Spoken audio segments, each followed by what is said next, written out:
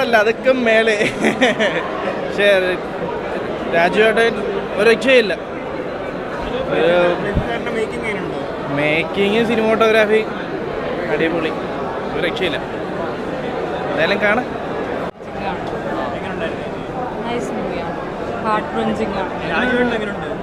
നന്നായിട്ട് അഭിനയിച്ചിട്ടുണ്ട്.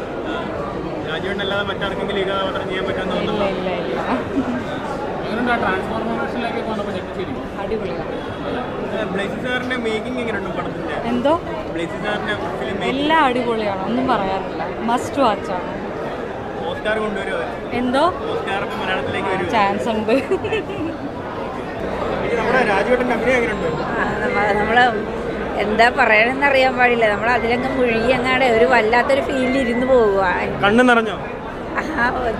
കണ്ണ് നിറയല്ല, നമ്മളങ്ങാടെ ഒരു വല്ലാത്ത പേടി, എന്തോ ഒരു മരവിച്ചങ്ങ് ഇരുന്ന് പോകും. അതങ്ങ് കണ്ടിട്ട് ഭയങ്കര ഫീലായിട്ട്. എനിക്ക് വേറെ പറയാനറിയാൻ പാടില്ല. ഓസ്കാർ കിട്ടുമോ സിനിമയ്ക്ക്? അങ്ങനെ എനിക്ക് പറയാറുള്ളൂ. പക്ഷെ നമ്മൾ അവിടെ പെട്ട പോലെ ഒരു തോന്നലാണ്. അതിൽ കൂടുതൽ എനിക്ക് എന്താ പറയണതെന്ന് അറിയില്ല. വല്ലാത്തൊരു ഫീലായിരുന്നു. തിയേറ്റർ എന്താ പറയുക, എക്സ്പെരിമെൻ്റ് ഫിലിമാണ്, ഒന്നും പറയാനില്ല.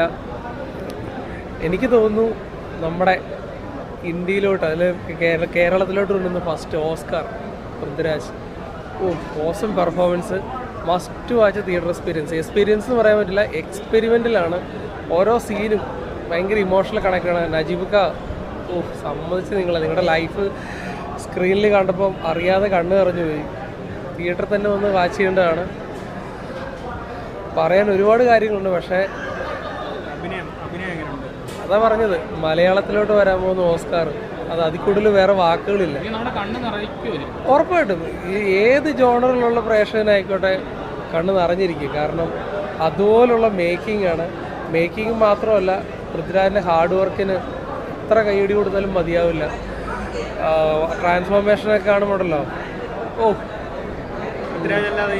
ഇല്ല, എനിക്ക് മലയാളത്തിൽ ഈ പൃഥ്വിരാജല്ലാതെ വേറൊരു നടനെ കൊണ്ട് പറ്റത്തില്ല. ഇപ്പോൾ സൽമാൻ ഖാനൊക്കെ ചില പടത്തിൽ ട്രാൻസ്ഫോർ നടത്തിയിട്ടുണ്ടെങ്കിലും ഇതുപോലെ ഇന്ത്യയിലൊരു നടനെയും ചെയ്തിട്ടില്ല എന്നുള്ളതാണ് എൻ്റെ ഒരു ഇതുപോലെ. കാരണം സിനിമയ്ക്ക് വേണ്ടി ജനിച്ച നടൻ പൃഥ്വിരാജ്, അതിൽ കൂടുതൽ ഒന്നും പറയാനില്ല. മസ്റ്റ് വാച്ച് തിയേറ്റർ എക്സ്പീരിയൻസ് ഒട്ടും മിസ് ചെയ്യരുത്. എത്ര പെട്ടെന്ന് ബുക്ക് ചെയ്തോ.